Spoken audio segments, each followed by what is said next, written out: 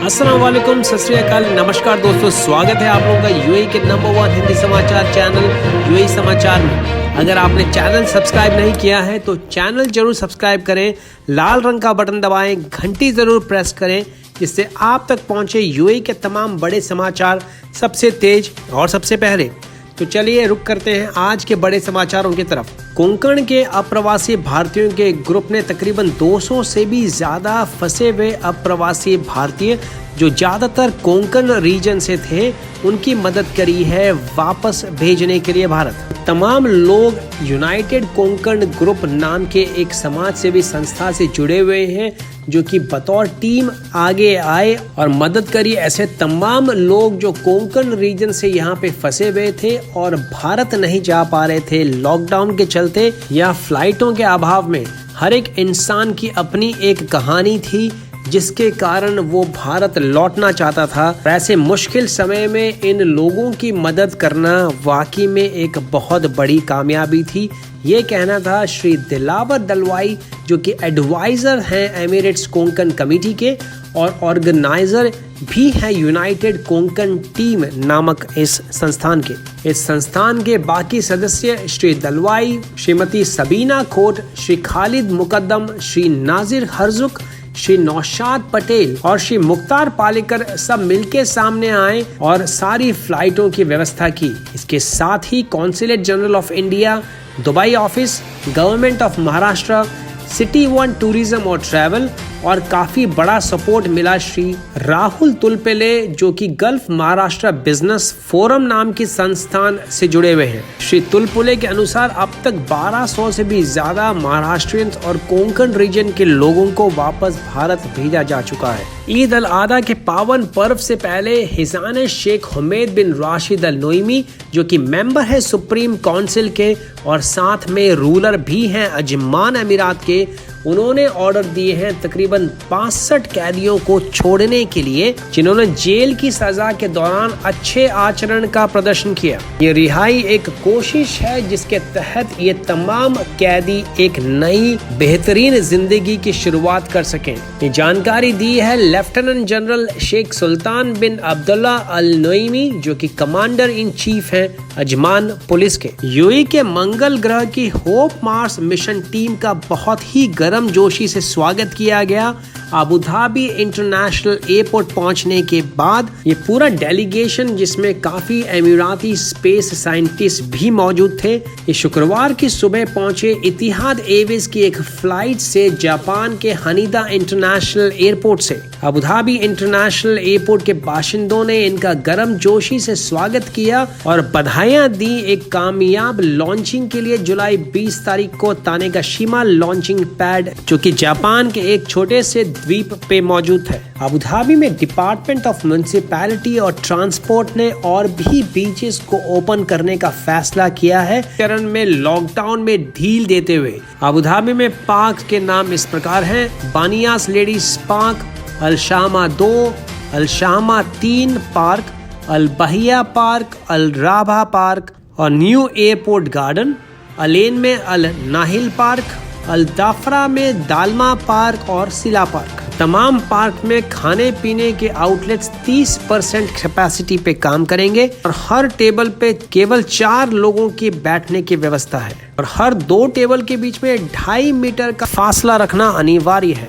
Dubai की Emrill facilities management company में काम करने वाले एक अप्रवासी भारतीय हाउसकीपर श्री रमेश गंगाराजम गांधी का एक फोटो सोशल मीडिया पे हो गया है वायरल। इसमें उन्होंने सूखी फूल पत्तियों से फुटपाथ के ऊपर एक दिल बनाया। ये फोटो खींच लिया एक दूसरे सज्जन ने और सोशल मीडिया पर पोस्ट करने के बाद में ये फोटो हो गया वायरल। 30 साल के श्री गांधी का कहना है कि वो काम के समय में इतने खो गए थे अपने माता पिता की याद में और अपनी पत्नी, जिनके साथ में इनका पिछले साल ही विवाह हुआ है, उनकी याद में ही इन्होंने ये दिल बनाया। क्या आपने कभी 1 दिरहम के करेंसी नोट के बारे में सुना है संयुक्त राष्ट्र अमीरात के? शायद नहीं, लेकिन 58 साल के अप्रवासी भारतीय श्री थॉमस जॉर्ज, जो कि भारत लौट रहे हैं अपने जॉब के पूरा सेवा काल खत्म होने के बाद तो अपने साथ में एक ये रेयर यानी कि दुर्लभ 1 दिरहम का करेंसी नोट भी साथ में लेके जा रहे हैं, जो कि इनके अंकल यानी कि चाचा ने 1992 में इनको बतौर गिफ्ट दिया था जब वो अबू धाबी में काम करते थे 1970 तक। हालांकि उनकी एक रोड दुर्घटना में 1993 में मृत्यु हो गई थी, लेकिन ये 1 दिरहम का दुर्लभ नोट उनको उनके चाचा की याद भी दिलाता है। थॉमस जॉर्ज को हमेशा से ही ऐसे दुर्लभ नोट और करेंसी नोट और सिक्कों के कलेक्शन करने का शौक रहा है बचपन से। संयुक्त राष्ट्र अमीरात के राष्ट्रपति शेख खलीफा बिन जायद अल नहयान ने भी हुक्म जारी किया है 515 कैदियों की रिहाई के लिए, जो अलग अलग केसेस में सजा काट रहे थे यूएई की जेलों में। ये ऐलान किया डॉक्टर हामिद सैफ अल शामसी, जो कि यूएई अटॉर्नी जनरल है। भारत की प्रीमियम क्रिकेट लीग IPL यानी इंडियन प्रीमियर लीग का आयोजन हो सकता है सितंबर 19 तारीख से लेकर नवंबर 8 तारीख को। इसके लिए फाइनल अप्रूवल का इंतजार किया जा रहा है BCCI यानी board of control for cricket in India की तरफ से। ये जानकारी दी है एमिरेट्स क्रिकेट बोर्ड ने।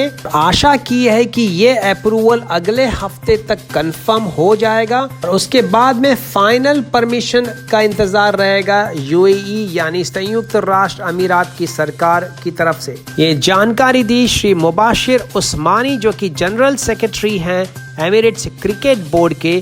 सारे तमाम डेट्स के ऊपर फैसला ऑलमोस्ट कंफर्म हो गया है, अब खाली फाइनल ग्रीन सिग्नल का इंतजार है। IPL के तहत यूएई में 3 वेन्यूज पे मैचेस खेले जाएंगे, जो हैं Dubai international cricket stadium, Sharjah cricket stadium और जायद क्रिकेट स्टेडियम अबू धाबी में। एक एशियाई मुल्क के यात्री को पकड़ा गया है दुबई अंतर्राष्ट्रीय हवाई अड्डे पे 1.3 किलो के नारकोटिक क्रिस्टल मैथ, जिसकी अंतर्राष्ट्रीय बाजार में कीमत 40,000 दिरहम है। ये ऐलान किया दुबई कस्टम के ऑफिशियल्स ने। ये ड्रग सूटकेस के अंदरूनी भाग की लाइनिंग के अंदर छुपा के रखा गया था और स्मगल करने का प्रयास किया जा रहा था। श्री इब्राहिम कमाली, जो कि डायरेक्टर है पैसेंजर ऑपरेशन डिपार्टमेंट के, उन्होंने कहा कि यात्री काफी कंफ्यूज दिखाई पड़ रहा था और इसीलिए शक के दायरे में आया और सूटकेस की जांच करने पे ये पूरा मामला सामने आया। पिछले 24 घंटों में 261 कोरोना के नए मामले सामने आए हैं। दूसरी तरफ 387 रिकवरीज भी देखी गई है और 1 नई मृत्यु दर्ज की गई है, जिसको मिला के अब तक मृतकों की संख्या हो गई है संयुक्त राष्ट्र अमीरात में 343। इसी के साथ एक्टिव केसेस हैं संयुक्त राष्ट्र अमीरात में 6,671। 45,000 से भी ज्यादा नए कोविड-19 के टेस्ट किए गए हैं पिछले 24 घंटों में हेल्थ मिनिस्ट्री के आंकड़ों के हिसाब से। तो ये थे अब तक के मुख्य समाचार। दोस्तों, अगर आपने चैनल सब्सक्राइब नहीं किया है तो सबसे पहले चैनल सब्सक्राइब करें, नीचे लाल रंग का बटन प्रेस करें और घंटी जरूर दबाएं, लाइक जरूर करें इस चैनल को। और अगर आपको किसी भी किस्म की कोई भी जानकारी चाहिए तो अपने कमेंट्स जरूर डालिए कमेंट्स बॉक्स में। तो मैं विजय चौधरी लेता हूं आपसे इजाजत। मैं मिलूंगा कल नए ताजा समाचारों के साथ। तब तक रखें अपना ख्याल। सत श्री अकाल, मां सलामा, शबा खैर, नमस्कार।